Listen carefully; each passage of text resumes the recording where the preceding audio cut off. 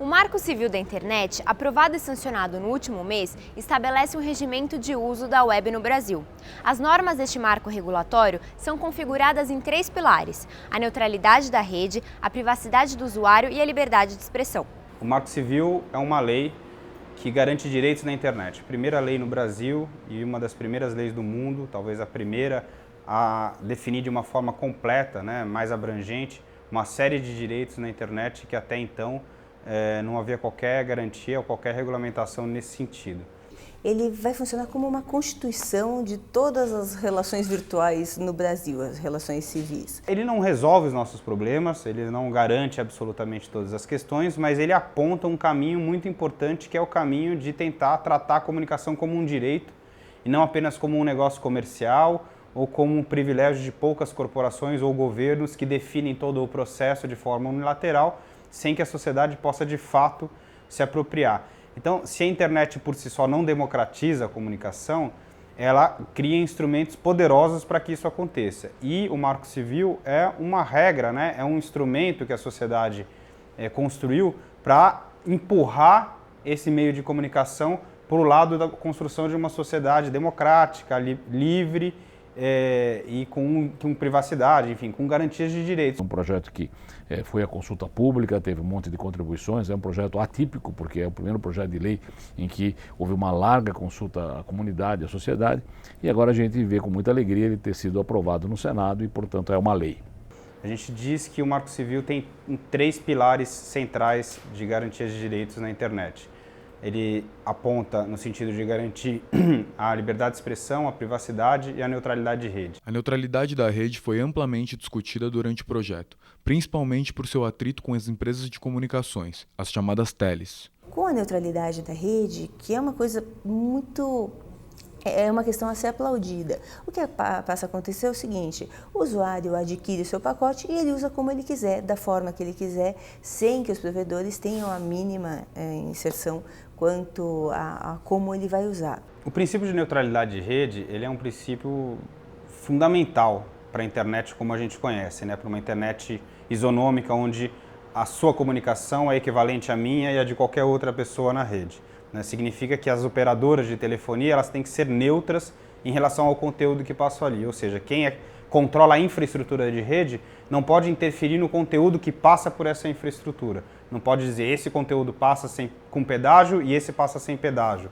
Então a ideia da neutralidade é que quem prover acesso não deve entrar no mérito do que os pacotes carregam e nem afetar esse conteúdo, porque senão ele vai entregar uma internet deformada para o usuário final. Se você compra uma banda, você tem direito àquela banda. Se você comprar o dobro da banda, vai pagar mais caro, isso é perfeito, não é modelo de negócio que nós estamos discutindo aqui, mas a banda é para a internet como um todo, não é para você ir para um determinado sítio ou assistir determinado produto. Quer dizer, não é uma TV a cabo onde você contrata canais, você tem uma banda e assiste o que quiser com aquilo. Claro que as empresas de telecomunicações, provedores de acesso não gostaram disso, porque isso impede alguns acordos comerciais, segundo o qual eles poderiam beneficiar alguns provedores, ou algumas mídias, ou algumas redes. Então, dessa forma, eles não têm esse poder. Eles só podem fazer uma limitação quanto aos megas adquiridos e à velocidade do acesso. Basta ler o texto da lei, você vai ver que tem muita coisa que é feita hoje que não pode continuar sendo feita porque isso está sendo feita com quebra de neutralidade. Mas a disputa política ela não termina, Não é porque a lei foi sancionada, o texto foi aprovado, que a disputa política acabou. Outro item fundamental da lei é a liberdade de expressão, que se baseia na remoção de conteúdo somente por ordem da justiça, com exceção aos casos de pornografia de vingança. Então a ideia do Marco Civil é dizer, olha, ninguém é obrigado a tirar nada do ar ou ser responsabilizado por nada, exceto se a justiça disser que aquilo de fato é irregular. O que vai acontecer é que para que um conteúdo seja retirado, existe a necessidade de se entrar com o processo judicial e se obter uma ordem judicial para a retirada do conteúdo. Alguém tem que julgar aquilo e dizer, não, de fato isso é ilegal, irregular e você está ofendendo o sujeito de uma forma indevida, você tem que remover o conteúdo. Isso não pode ser uma autocensura gerada espontaneamente porque alguma coisa não me agrada.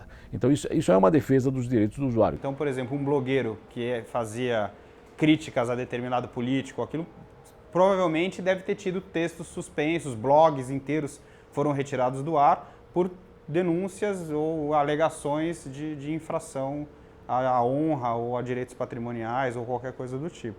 Agora o Marco Civil, ele não impede que esses conteúdos sejam retirados, mas ele inverte, né? Se o provedor retirar, ele vai ter que provar por que ele está retirando, porque ele não é responsável. A Marcha das Vadias foi retirada do Facebook de forma unilateral, porque eles alegavam que isso poderia gerar problemas para eles. Se o caso é específico de exibição de partes de alguém, quer dizer, as partes pudendas de alguém estão exibidas, este sujeito aí pode pedir a remoção daquele conteúdo, porque o conteúdo evidentemente é íntimo e é dele. Então aí não há necessidade de alguém jogar um mérito, não quero que certas coisas minhas sejam expostas. Então ele pode pedir isso ao provedor e o provedor removerá. Esta é uma exceção aberta à lei. A própria pessoa que tem que reclamar, notificar a retirada de conteúdos que façam referência a ela mesma, porque senão você terceiriza aí um padrão moral, digamos assim. A pessoa que pode achar que uma foto de nudez é infringente, sendo que ela não é infringente, ela é um protesto, ou ela é um artístico, ou ela não tem nada do ponto de vista de vingança ou de qualquer coisa. A pessoa até autorizou. A privacidade do usuário entrou como pauta de destaque no Marco Civil da Internet em função dos casos recentes de espionagem internacional. Eu acho que o Marco Civil ele oferece importantes garantias para a privacidade que simplesmente não existiam antes, né? O artigo 7 do Marco Civil, por exemplo, é um artigo que é claro, dizendo que o fluxo de comunicação privada é inviolável.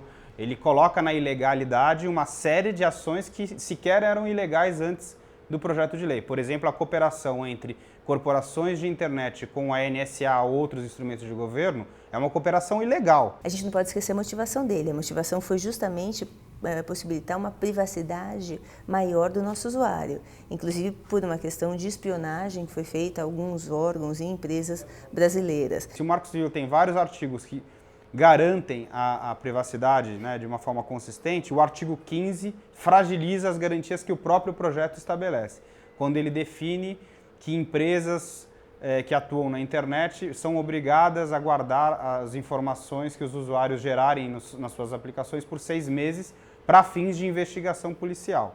Então, na verdade, existe hoje uma regulamentação de guarda de informações e de necessidade de abertura dessas informações mediante ordem judicial.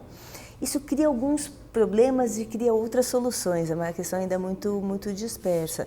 O que acontece? Que problemas isso cria? Claro que vários provedores ainda não têm toda essa a capacitação técnica e esse investimento necessário a guardar esse tal número de informação por 6 meses.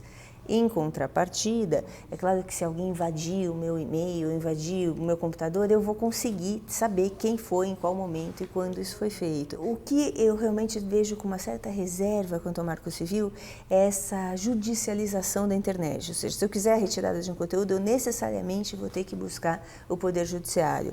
Mas como advogada e professora de Direito, eu sei que o Judiciário acaba tendo muita dificuldade em lidar com diversas lides ao mesmo tempo. É claro que a gente reconhece, todo mundo reconhece isso, a internet é um ambiente frágil, muito sujeito a ataques. Se alguém tem que guardar esses dados 6 meses, por maiores medidas de segurança que sejam tomadas, alguém pode ter acesso a eles.